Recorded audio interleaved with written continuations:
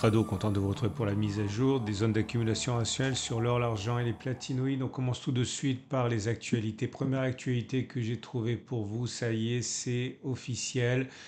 On est dans une situation où pour la troisième année consécutive, eh bien, il y a un déficit d'argent, d'offre d'argent par rapport à la demande. Alors c'est un petit peu plus compliqué. L'excellent Nicolas Perrin s'est appesanti sur le thème. C'est pas parce qu'il y a un déficit 3 années de suite que ça veut dire grand-chose, hein. Il y a tellement d'argent en dehors déjà de la Terre qu'on peut faire tampon. Mais voilà, ça montre quand même qu'il y a plus de demandes que d'offres dans l'état actuel des choses. Deuxième article que j'ai trouvé pour vous, ça aussi, ça y est, elle manquait à l'appel, hein, la Banque centrale tchèque, et c'est fait. Elle annonce par le biais de son gouverneur que la Banque centrale allait tout simplement augmenter son exposition à l'or en achetant près de 60 tonnes. Ils ne vont pas essayer, ils le disent, hein, de payer au meilleur prix. Ils vont acheter comme ça graduellement, sans essayer de faire des bonnes affaires, parce que voilà, ce qu'il faut, c'est avoir de l'or. Troisième article que j'ai trouvé pour vous et qui pourrait vous intéresser, c'est la Société Générale qui, par le biais de sa lettre stratégique, a montré qu'elle ne voulait pas du tout changer son exposition. Alors pour l'instant, du moins pas avant les élections américaines. Et dans son allocation multi-asset, hein, l'objectif est de maintenir pour l'instant 5% d'or dans son portefeuille. On en a terminé avec les actualités. Je vous rappelle que ce format vous est apporté par mes partenaires Aucoffre et Veracash. Alors Aucoffre qui vous permet d'acheter de l'or et de le faire garder à l'étranger dans les banques suisses ou d'où veulent le faire livrer. C'est très important actuellement. Beaucoup d'investisseurs craignent pour la stabilité des banques au cas où les choses ne tourneraient pas électoralement parlant dans le sens désiré. Le fait d'avoir de l'or hors de France et dans des coffres qui ne sont pas bancaires pourrait vraiment vous intéresser. Vous avez un lien en dessous de la vidéo pour en savoir davantage sur l'offre d'Ocoff dont je suis client depuis de très nombreuses années, et Veracash qui vous permet d'acheter de l'or et d'y adosser une carte de paiement. Comme ça, si l'or monte, et bien tout simplement, vous pouvez dépenser plus. On passe aux zones d'accumulation rationnelles. L'or libellé en euros a du mal cette semaine à confirmer un rebond massif sur les 21,02, 21,24 qui est notre zone d'accumulation rationnelle la plus proche. Ça rebondit, hein, on ne peut pas dire que ça ne rebondit pas, mais bon, si on fait un petit peu de chartisme, ce qui a un intérêt très limité, hein, pour le court terme, et vous voyez, vous avez ici une oblique, hein, qui est joué sans doute par les traders pour le court terme qui pénalise l'ascension. En tout cas, on l'aura compris, la tendance de long terme, elle est haussière. La tendance de fond est, on va dire, neutre parce qu'on est au contact d'une M50 qui est globalement plate. Et les bougies Aiki Nashi montrent que c'est plutôt haussier. Alors, plutôt haussier parce que c'est vert. Mais bon, vous voyez, la présence d'un petit corps, d'une mèche haute et d'une mèche basse montre surtout l'indécision. Donc, on va dire que c'est mollement haussier. Je le répète une troisième fois, zone d'accumulation rationnelle 21,02, 21,24.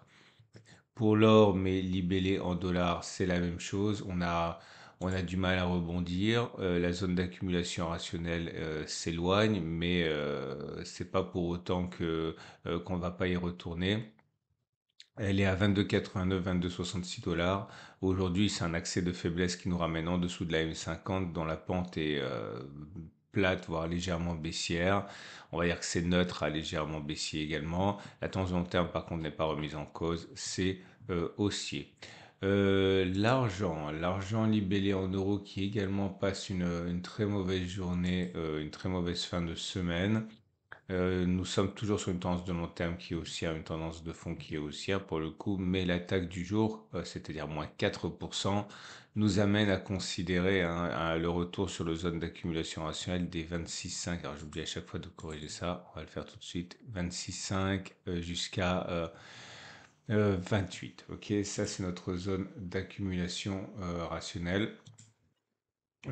Et nous avons pour l'or libellé en dollars exactement la même chose, à savoir une tendance de long terme qui est haussière, une tendance de fond qui est haussière également, et un retour sur la zone d'accumulation rationnelle des 30, 28,5 dollars. Et si vous voulez retrouver l'oblique, où elle est là, enfin, bon, c'est pas une science exacte, mais c'est à peu près comme ça. Ok. Donc, les platinoïdes, alors avant d'aller plus loin, je vous rappelle que si vous voulez donner de la visibilité à l'achat d'or et d'argent et l'investissement, vous pouvez liker cette vidéo.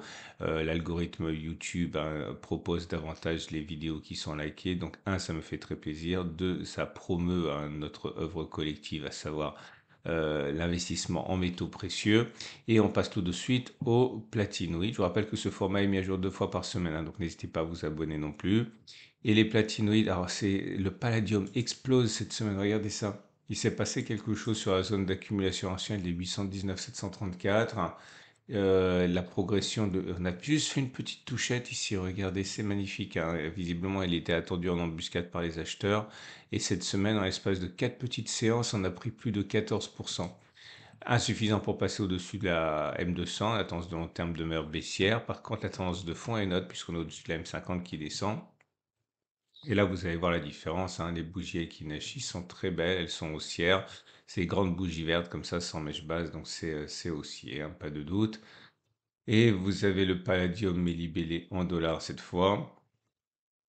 Pareil, hein, le rebond il est manifeste sur la zone d'accumulation rationnelle des 915 $834, tendance de long terme baissière, tendance de fond neutre. Le platine par contre est plutôt entre l'or et le palladium, hein. C'est une baisse, mais c'est une baisse pardon, c'est une hausse, mais c'est une hausse qui n'est pas aussi forte que le palladium. On arrive à repasser au-dessus de la M50, c'est ça qui est sympa. La tendance de long terme et la tendance de fond redeviennent haussières sur le platine. Et le platine libellé en dollars indique la même chose, à savoir que on est toujours en tendance de long terme qui est haussière et en tendance de fond qui est nouvellement haussière, puisqu'on repasse au-dessus de la M50 qui est légèrement montante. Et j'ai un peu de problème avec le zone d'accumulation rationnelle. Je ne sais pas si on peut espérer un retour sur 906 890. Je pense que je vais, dès la semaine prochaine, réajuster, hein. Si on baisse pas tout de suite, je vais réajuster la zone d'accumulation rationnelle sur cette zone des 950, hein. Voilà, je vous souhaite une excellente journée. Je vous donne rendez-vous mercredi pour la mise à jour. Et pensez, si vous le désirez, à revisiter les articles que j'ai mentionnés en début de vidéo. Tous les liens sont en dessous de cette vidéo-ci.